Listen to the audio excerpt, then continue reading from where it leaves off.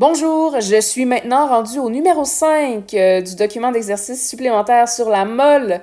Je vais faire le A en vidéo. Oui, merci mon chat.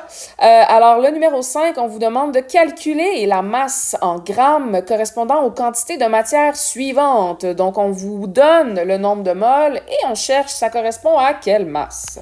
Donc ici, on parle du propane, 300 moles de propane, ça pèse combien? Alors, première étape, comme pour le numéro 4, il faut trouver la masse molaire de la molécule dont il est question. Donc, vous avez besoin de votre tableau périodique. Donc, ici, c'est du C3H8.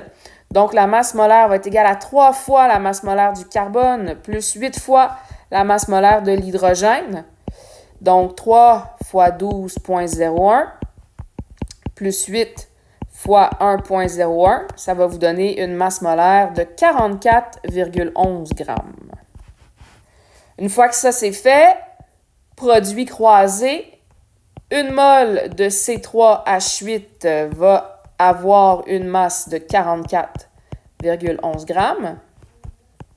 Si vous avez 300 moles de propane, qu'est-ce que ça va avoir comme masse?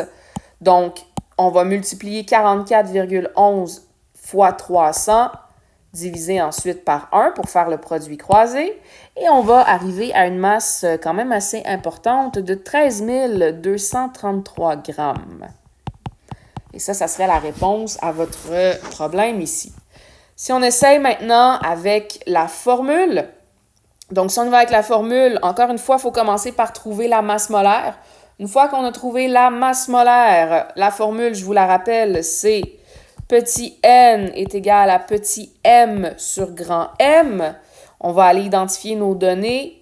Petit n, c'est 300. Ici, je sais c'est quoi le nombre de moles. Petit m va être mon inconnu. Et le grand M, qui est la masse molaire, ça va être 44,11. Une fois que ça c'est fait, on remplace. Donc, 300 est égal à petit m sur 44,11. Pour isoler petit m, on va multiplier par 44,11 de chaque côté. Et si vous faites bien le calcul, ça va vous donner la même réponse, c'est-à-dire petit m est égal à 13 233 grammes. Et ça serait à ce moment-là la réponse pour le calcul numéro 5A.